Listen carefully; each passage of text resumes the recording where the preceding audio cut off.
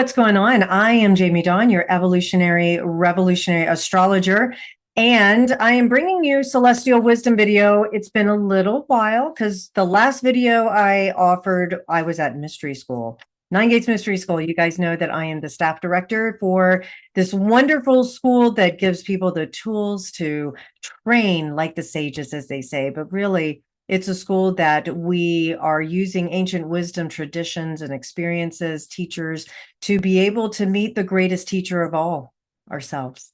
And we learn to understand and play with and experience the different vibrational bandwidths that reside in each one of us. Our bodies are beautiful musical instruments, if you will, and each chakra, each energy center carries its own note. And so this is a school that's designed to really focus on those various vibrations, and each note has its own quality, its own theme, its own sound, if you will. And so that's where I've been, is with a wonderful group of individuals who are working with those vibrations so that we can show up and become even more masterful with our responses versus reacting to help lessen the suffering in this world. So I'm going to warn you, it's possible this could be a fairly long-winded video. So Joan, my wonderful assistant, thank you. She can timestamp this. You can fast forward, that sort of thing. I'm going to give you the themes that I'm going to be talking about, and we'll go from there. But I just want to give you a heads up because I'm going to give you a little update too on what I've been doing. Because, you know, some of you are following me on social media and you've seen I don't post a whole lot personally. Every once in a while I do. And yeah. But before I dive into that, the themes, right? So we've got Saturn in Aries now. So Neptune is now in Aries. Now we've got Saturn moving into Aries in just a couple of days. I'm recording this on the 22nd of May. So Saturn enters Aries in 3 days. The sun is already in Gemini. It entered Gemini on the 20th. And then we've got a new moon in Gemini. That's also happening at the beginning of next week. And Mercury will have entered its home sign of Gemini. So we've got all this Gemini energy. It's Gemini season. So we're going to talk about that. But Saturn in Aries is a big deal because it's been 29 years since Saturn entered Aries or was in Aries. So we're going to look at those kind of themes as well. And of course, a new moon in Gemini is always fun and chatty and flirty and lighter, it should be anyways, than some other new moons could be. But before I get to all the energetics of things and what's going on there, I just wanted to say thank you for the way you guys continue to support and you lean in and lift each other up. Life is throwing a lot at us at once. I know of a lot of people who are dealing with health stuff, or your partners are, or there's this feeling of something's missing. And sometimes that can just be so hard. There's a lot of grief going on. So I just want to acknowledge that. Also, part of my delay in recording a video was because I lost my voice. I got it back the other day. I found it. I found my voice. But I was screaming at a concert after coming back from Nine Gates Mystery School. And while I was at school, the last 2 days at school, I got a little something, cold, flu, whatever that was. And so I was fighting that off, and then went to this concert and screamed my head off. And it was so much fun. And yeah, because some of you know I'm a metalhead. I love all music. Don't get me wrong. You'll find me listening to classical and 70s and, you know, country. Yeah, I love them all. But my favorite is my metal. And so I went to see Disturbed, and they were amazing. And it's my shameless plug that if you haven't heard The Sound of Silence remade by Disturbed, listen to it because David Draymond's voice is phenomenal. All right. That's a little bit of me. Ski season's coming to an end. Yes, spring skiing still happens while the resort is open. So, yeah, got that coming to a close. That means tomato plants. I'm going to be getting those this weekend and planting them in my pots on my balcony. So if you're following me on social media, I'll post a couple of pictures and talk about that every now and again, just to bore you to death. Why not, if you're not into that sort of thing? But in the meantime, let's talk about Saturn and Aries, because that's a pretty big like I say, thing. It happens, Saturn changes signs every 2.5 years. So it takes 29 years for Saturn to progress through all the signs. So those of you who have Saturn and Aries in your chart, this is your Saturn return. And some of you, it's your second Saturn return.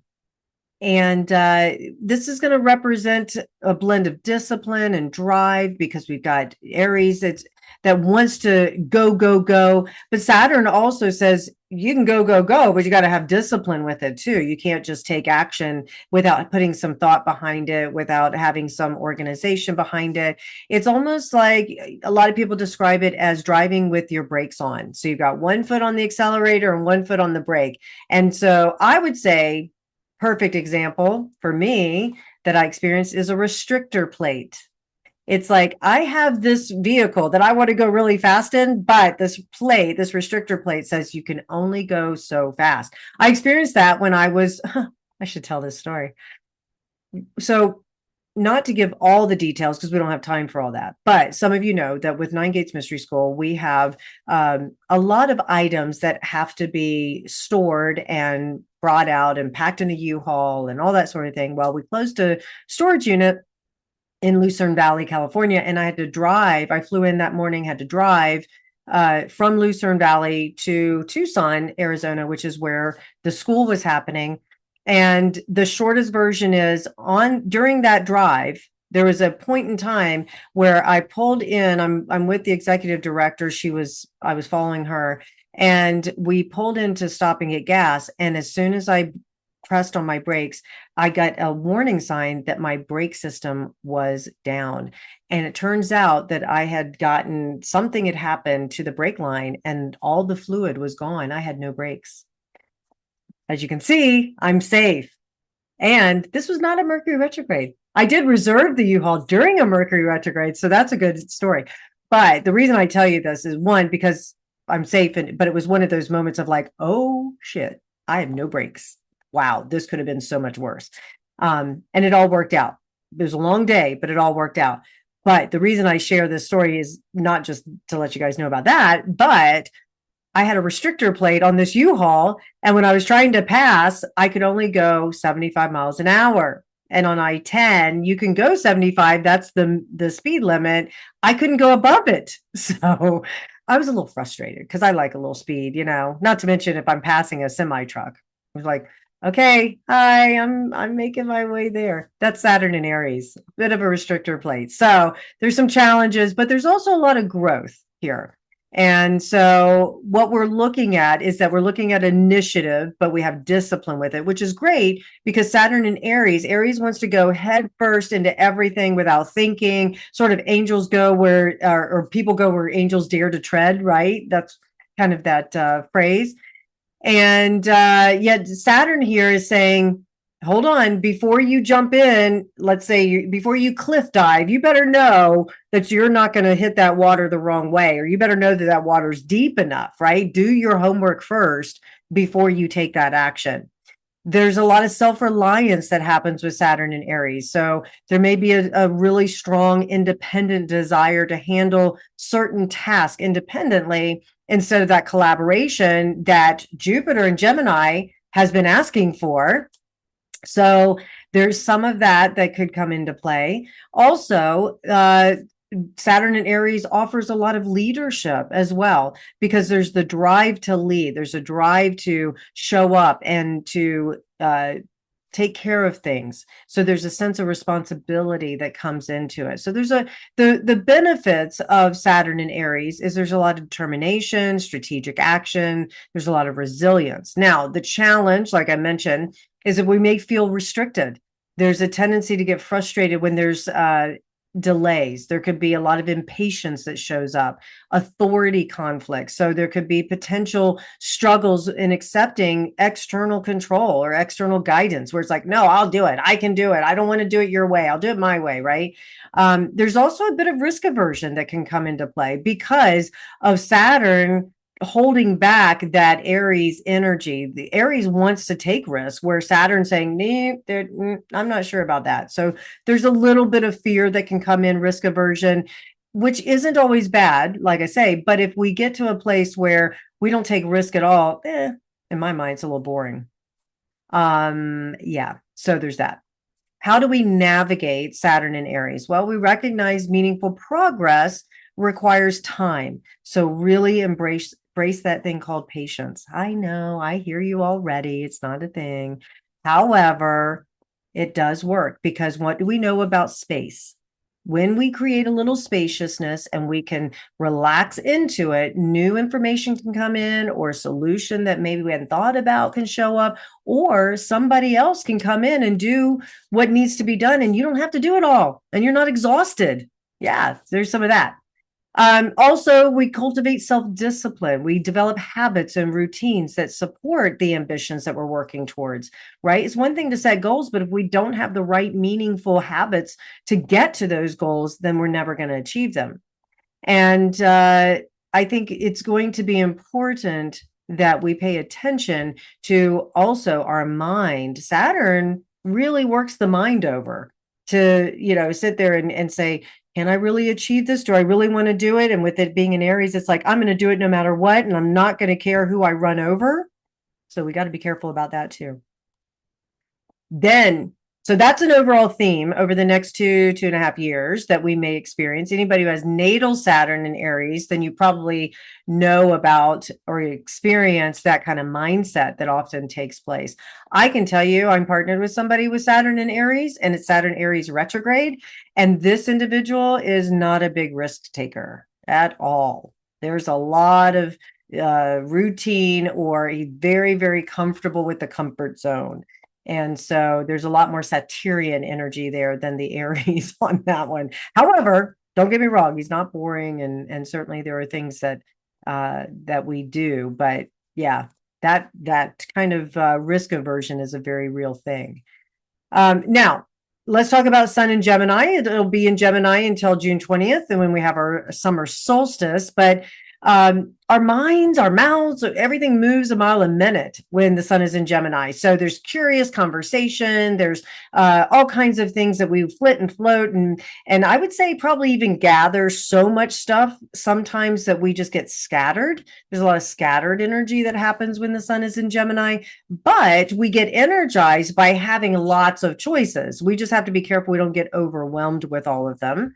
And we're looking to absorb as much information as possible. So this is a great time for learning. It's a great time for asking questions. Try not to sound like an interrogator, but it's a great time for writing and understanding, teaching, thinking, all of that sort of thing. And some of the things that we want to do when Gemini is active here with the sun is multitasking. Not that that's really a thing, because whatever you focus on is where your energy is going to go. But don't be too hard on yourself if you don't get everything done. So there's a lot of surface stuff that happens when the sun is in Gemini. And communication is king. So say what you're thinking. Just be careful. And this is where you can use the Saturn in Aries. Be careful about what you say, because sometimes things can be said where it just doesn't land the way you want it to.